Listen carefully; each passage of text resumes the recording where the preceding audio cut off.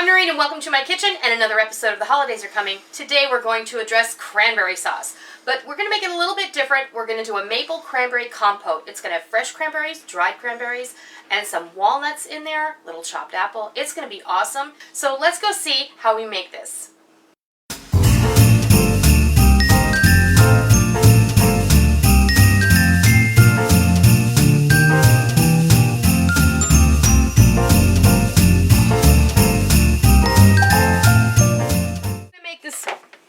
Really cool twist on a cranberry relish.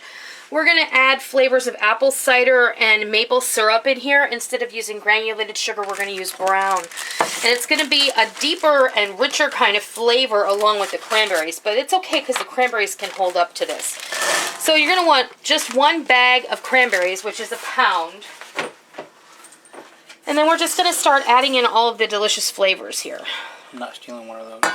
And it's an unpleasant surprise. Alright, I have a half a cup of brown sugar. And cranberry relish usually takes a cup of liquid and a cup of sugar. We're going to use a half a cup of brown sugar, and I'm going to use a half a cup of pure maple syrup. And that's going to lend a really beautiful richness. It's going to add a little bit of smokiness because this maple syrup in particular has a little bit of a smoky flavor to it. It's really, really nice. Give this a good stir. I'm also going to be adding one chopped Granny Smith apple.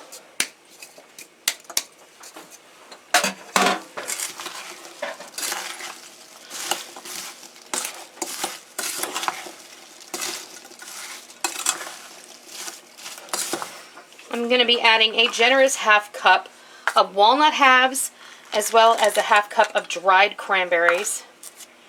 And I'm going to add 1 cup of apple cider. You can use apple juice, you can use water if you don't have apple cider, or you can use orange juice, but I'm trying to stick with this very appley, mapley type of flavor.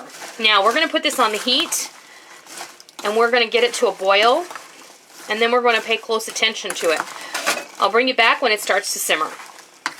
Alright, our cranberry compote here with the maple syrup and the brown sugar has started to simmer, and that's when you want to pay close attention. You can put the lid on it, or you can just stand here and babysit it, because these berries are going to start to burst, and you want them to do that, but sometimes they pop.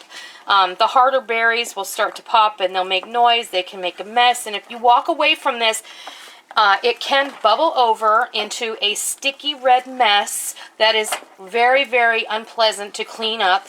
Ask me how I know. So I'm trying to save you some time, okay?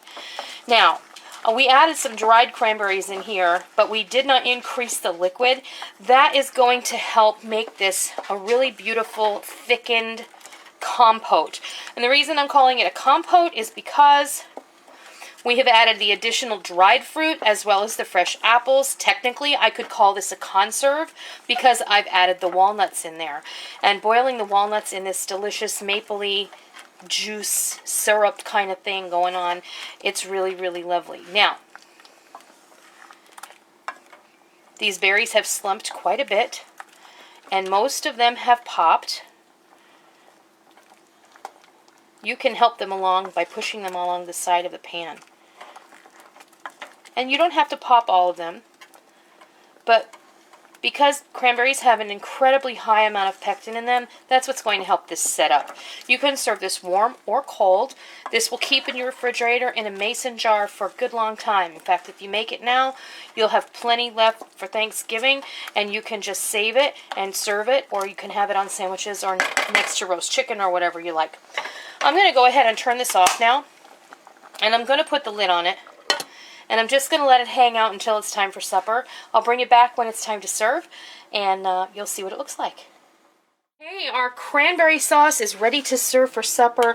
It's still a little bit warm, but not too warm. It's just a little tepid. It's perfect, and it's delicious. Now, you can go ahead and store this in the refrigerator. This is going to last you at least a month. If you want to make this ahead of time, no need to put it in the freezer. This is going to keep very well for a really long time. So this is one of those things that you can get out of the way for Thanksgiving as early as a month in advance. So this is delicious. The when you get those little nuggets of walnut, and they're just a little crunchy. The apple is just a little tender and a little bit on the tender crisp side.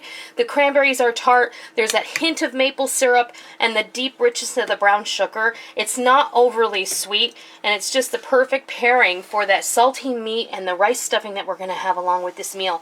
So I hope that you give this maple apple cranberry conserve a try, and I hope that you love it. And most of all, I hope you have a happy Thanksgiving. Thank you for joining me in my kitchen today. I hope you liked what you watched today, and I hope that you try it, and I hope that you love it. If you like what you saw, please consider hitting the thumbs up button and giving me a positive rating. And also, make sure that you hit the subscribe button if you're already not a subscriber, so that you don't miss out on any of the fun we have here in our kitchen every single day. I hope that you enjoyed it. I'm really glad that you're here. Thank you for stopping by. Don't forget to come by tomorrow. Until next time, happy eating!